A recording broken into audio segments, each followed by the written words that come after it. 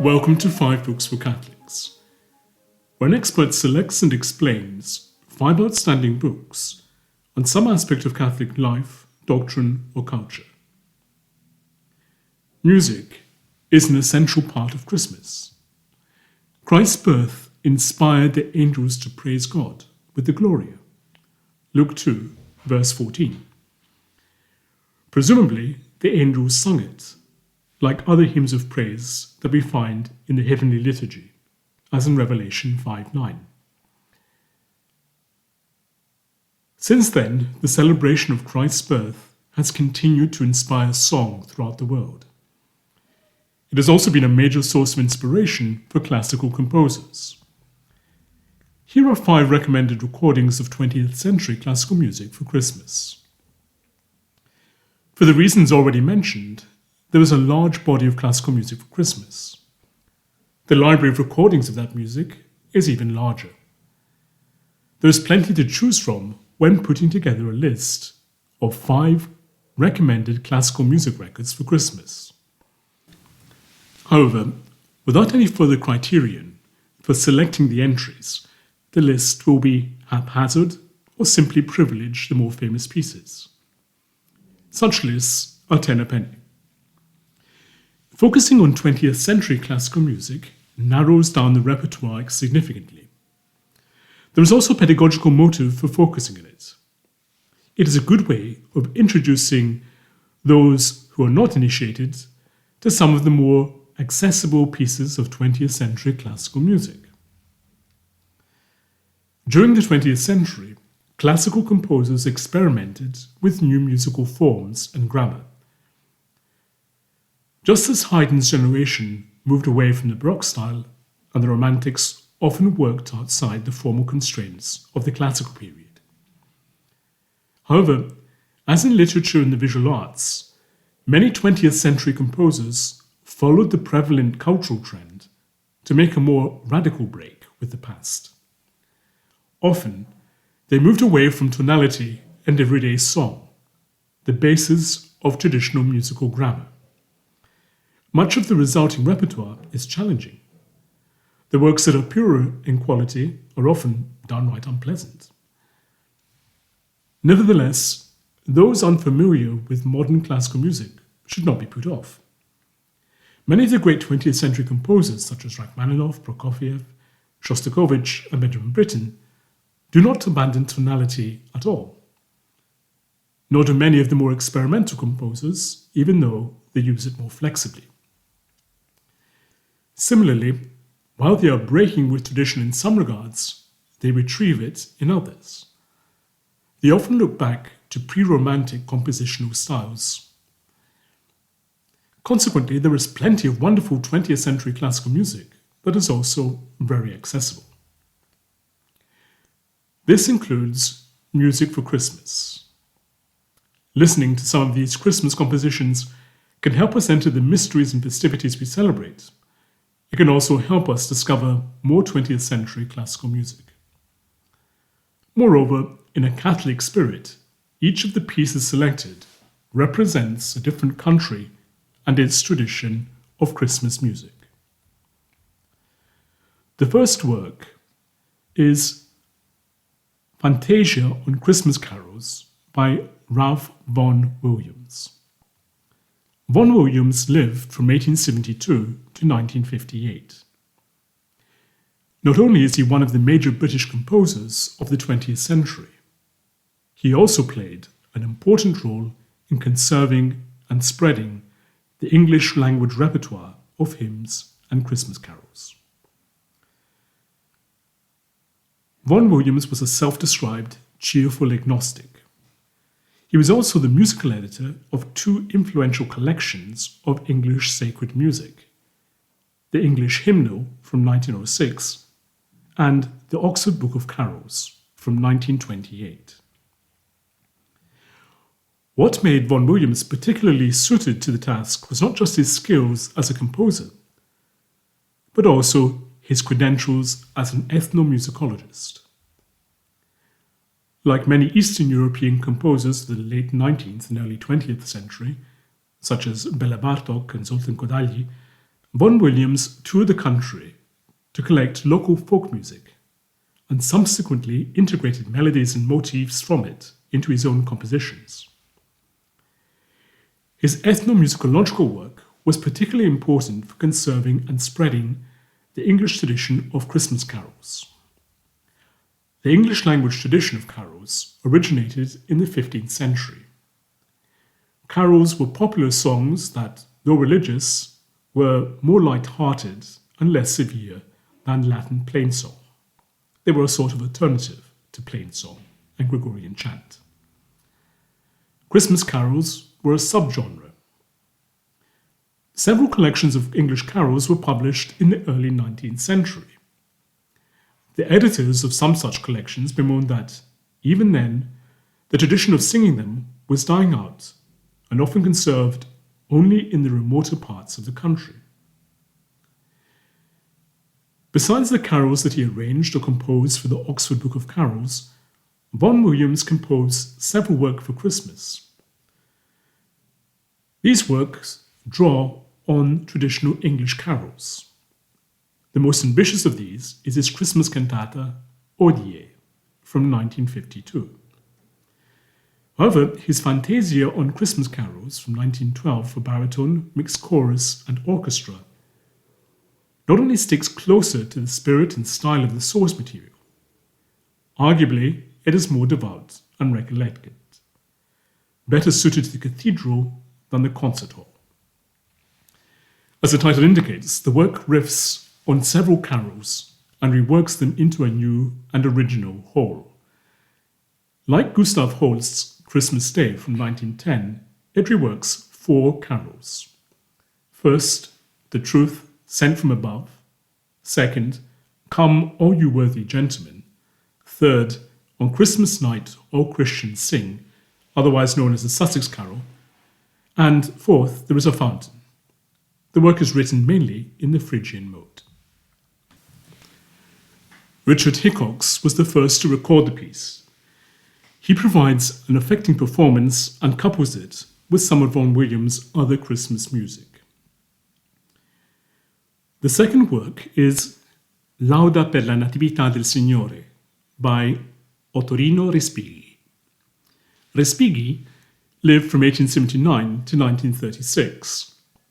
He is best known for his orchestral suite The Birds and his tone poem The Pines of Rome.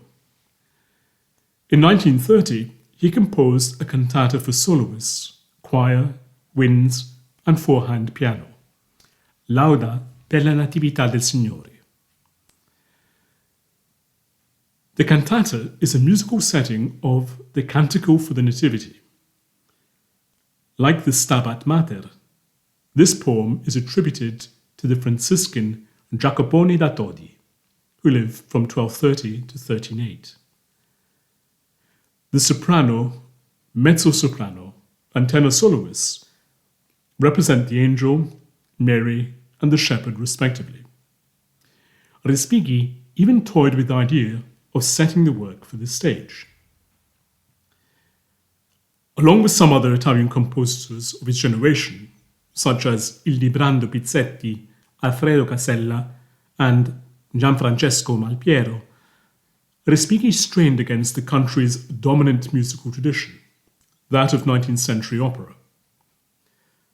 This, along with the similarities in the general approach of these composers, led to their being dubbed La Generazione dell'Ottanta, the 80s generation. These composers drew on developments in other countries. Respighi, for example, took lessons from Rimsky-Korsakov in Russia. These composers took a greater interest in instrumental music, both orchestral and chamber. At the same time, they were deeply rooted in the Italian tradition. However, they took their cue not from Bellini, Donizetti, and Verdi, but from earlier Italian composers such as Cimarosa, Scarlatti, Vivaldi, and Monteverdi. Respighi, moreover, took a deep interest in Gregorian chant.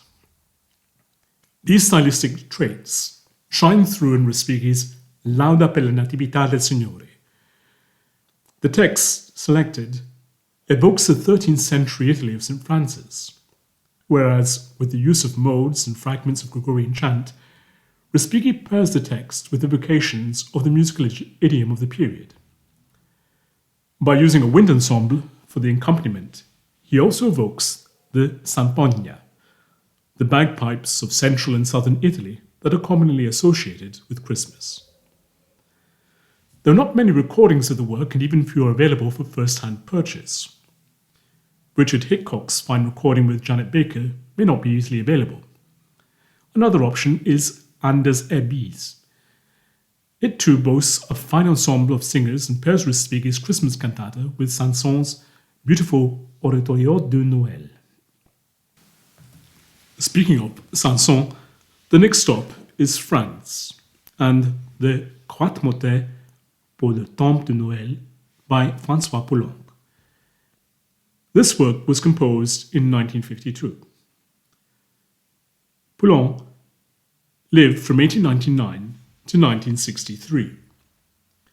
Like Respighi, music critics discerned that Poulenc and some of his francophone peers were not following the dominant trends in composition, but just stating a distinctive style. They followed neither in the suit of Wagnerian Romanticism nor the Impressionism of Debussy and Ravel. Instead, there was a neoclassical inflection to their style, and they had an affinity for popular music such as jazz, everyday life, and the frivolous. Beyond that, each one's musical style, influences, and intentions were distinct. Though friends, they did not share a common agenda. In 1920, however, Henri Collet compared them to 19th century Russian nationalist composers, the Five, and nicknamed them Les Six. Alongside Poulenc were Georges Auric, Louis Duret, Arthur Honegger, Darius Milhaud, and Germaine Taillefer. In 1936, Poulenc was moved by the death of a young composer, Pierre-Octave Ferrou. Ferrou died in a car accident. Poulenc retreated to Rocamadour, a site of Marian pilgrimage that his father held dear. His visit to the sanctuary of the Black Virgin and the simple faith of the pilgrims helped Poulenc recover his faith, the faith he had abandoned years earlier amid the hedonism of post-war Paris. It also inspired his Litanie à la Vierge Noire, a turning point in his output. Poulenc began to compose a substantial body of sacred music, or, in the case of his acclaimed operatic setting of Georges Bernanos' Dialogues des Carmélites, Dialogues of the Carmelites, works about the faith. The themes of its non-sacred music also became more substantial. Emblematic of Poulenc's later musical and personal trajectory are his four motets for Lent, Quatre motets pour le temps de pénitence, written in 1938 and 1939. Three of these motets are musical settings of Holy Week responsories. They express the sincere faith that Poulenc had recently recovered. Maybe they also express his guilt over his ongoing homosexual relationships. A companion piece are his Quatre motets pour le temps de Noël, four motets for Christmastide. These four motets are also for unaccompanied choir. They were written in 1952. In each of these motets, the choir sings a Latin text from the Christian liturgy. First, O Magnum Mysterium, how great a mystery. Second, Quem vidistis pastores dicite, shepherds, tell us whom you saw. Third, Videntes stellam magica risi sunt, upon seeing the star, the Magi rejoiced. And fourth, Odie Christus natus est, today Christ is born. In the motets, Poulenc combines his gift for unostentatious melody with daring chromatic shifts. The motets open by conjuring up the mysteriousness of the Incarnation and culminate in the joyous song in celebration of the Saviour's birth. In between, they explore the simple faith of the shepherds and the searching faith of the Magi. A good recording of this widely recorded piece is that of the 16 under its founder, Harry Christophers. Sacred music is the heart of this acclaimed choir's repertoire. This disc includes not only a fine recording of Poulenc's Christmas motets, but the other works of sacred music mentioned above, along with his Mass in G. Fourth, there is Retablo de Navidad by the Spanish composer Joaquín Rodrigo. Spain's tradition of Christmas carols stands out from that of other European nations. It too comprises meditative chants. However, its cheerier ones are particularly more lively and rambunctious than those of other countries. Take, for example, Aire y Donaire from Rodrigo's Retablo de Navidad, composed in 1952. This is a Christmas cantata for soprano, baritone, chorus, and orchestra. Rodrigo lived from 1901 to 1999. He is one of the major Spanish composers of the 20th century and is best known for his Concierto de Aranjuez for guitar and orchestra, composed in 1939. This work's haunting second movement was inspired in part by Rodrigo's grief at the miscarriage of his first child. The Retablo de Navidad consists of 8 songs. 2 of the texts are anonymous, Aire y Donaire, A la Chiribiribela, and 2 are by the great Spanish poet and playwright Lope de Vega, Pastorcito Santo, and A la Clavelina. The others are based on texts written by Rodrigo's wife, Victoria Cammi. The songs evoke the traditional Spanish repertoire of Christmas carols, or villancicos. They are rooted in local folk music. The Rodrigo's own neoclassical compositional style lends itself well to this task. While singers such as Victoria de los Angeles and Plácido Domingo have recorded individual carols from the set, there are only a couple of recordings of the whole work, such as that of the Naxos label. The pieces selected so far belong to the Catholic tradition of Western Europe. However, it would be unfair to leave out Eastern Christianity's tradition of sacred music. In this regard, the music of Georgy Sviridov is particularly appropriate. Sviridov lived from 1915 to 1998. Shostakovich taught him at the Leningrad Conservatory and considered him one of his finest pupils.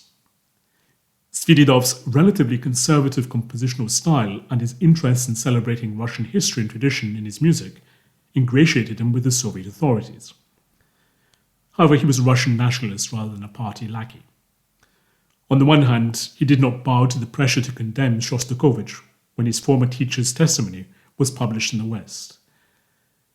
On the other hand, he always considered orthodoxy to be the wellspring of Russian culture.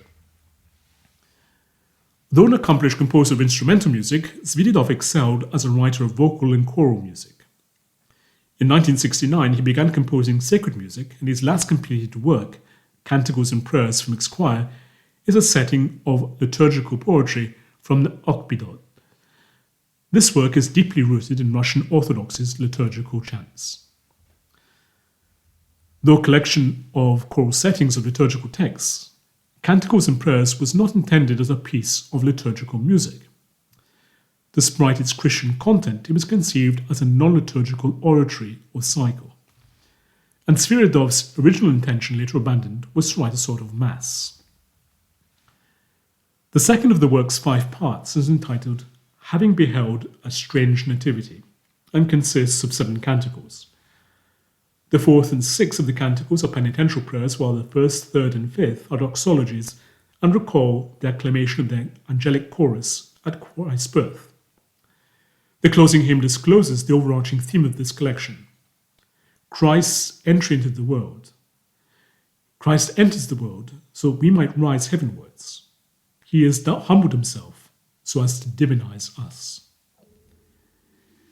These recordings can be a gateway into the work of these 20th century classical composers. Above all, hopefully, they will help us enter more deeply into the mystery of the incarnate Word.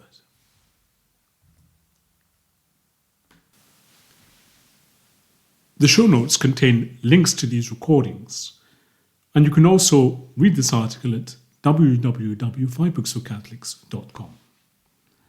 Thank you for listening. To read or listen to the rest of this interview and gain full access to our archive, visit 5booksforcatholics.com and become a premium subscriber. If you've enjoyed this episode, please subscribe to the podcast and give it a top rating on the platform of your choice. That way more people can discover it. You can also support the podcast and help us produce more interviews like this one by making a one-off donation via the link given in the show notes. As little as $1, £1, or €1 can help and will be greatly appreciated. Thank you once again, and God bless.